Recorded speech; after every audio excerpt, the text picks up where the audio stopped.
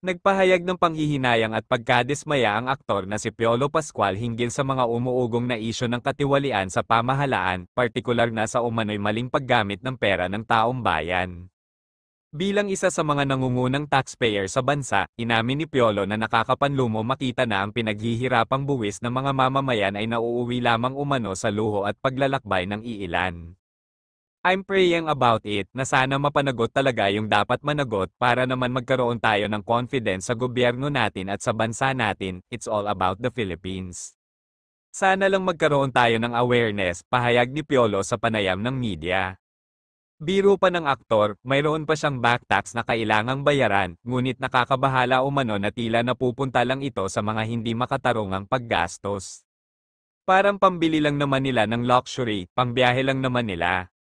Hindi joke lang, biro ni Piolo, sabay tawa, nang tanungin kung nakakatanggap ba siya ng tax refund, natawa lamang siya at sinabing wala. Wala nga tayong tax refund, pero wala, you have to abide, taxpayer ka pa, no matter what happens. Ayon kay Piolo, ang tunay na kawawa sa mga kaso ng katiwalian ay ang mga karaniwang Pilipino na hirap makabangon sa mga kalamidad tulad ng baha, habang ang mga flood control projects ay tila hindi nararamdaman ang epekto. At the end of the day you have this flood control project and see all your fellow men having a hard time, sana magkaroon ng konsensya yung mga taong involved kasi nakakahiya. Saan ka dadalhin ng pera mo? Sapat ay sapat na, huwag mo nang nakawan yung taong naghihirap na nga, ani Piolo. Ang pahayag ni Piolo Pascual ay sumasalamin sa damdamin ng maraming Pilipino na nagsusumikap magbayad ng buwis ngunit nakararamdam ng kawalan ng tiwala sa gobyerno dahil sa mga alegasyon ng katiwalian. Ipinapaalala nito na ang bawat pisong galing sa buwis ay may katumbas na dugot pawis ng mamamayan kaya't nararapat lamang na gamitin ito ng may integridad at malasakit. Nagpahayag ng panghihinayang at pagkadismaya ang aktor na si Piolo Pascual hinggil sa mga umuugong na isyu ng katiwalian sa pamahalaan, partikular na sa umano'y maling paggamit ng pera ng taong bayan. Bilang isa sa mga nangungunang taxpayer sa bansa, inamin ni Piolo na nakakapanlumo makita na ang pinaghihirapang buwis ng mga mamamayan ay nauuwi lamang umano sa luho at paglalakbay ng iilan. I'm praying about it na sana mapanagot talaga yung dapat managot para naman magkaroon tayo ng confidence sa gobyerno natin at sa bansa natin. It's all about the Philippines. Sana lang magkaroon tayo ng awareness, pahayag ni Piolo sa panayam ng media. Biro pa ng aktor, mayroon pa siyang back tax na kailangang bayaran, ngunit nakakabahala umano na tila napupunta lang ito sa mga hindi makatarungang paggastos.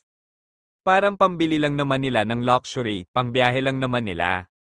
Hindi joke lang, biro ni Piolo, sabay tawa, nang tanungin kung nakakatanggap ba siya ng tax refund, natawa lamang siya at sinabing wala. Wala nga tayong tax refund, pero wala, you have to abide, taxpayer ka pa, no matter what happens. Ayon kay Piolo, ang tunay na kawawa sa mga kaso ng katiwalian ay ang mga karaniwang Pilipino na hirap makabangon sa mga kalamidad tulad ng baha, habang ang mga flood control projects ay tila hindi nararamdaman ang epekto.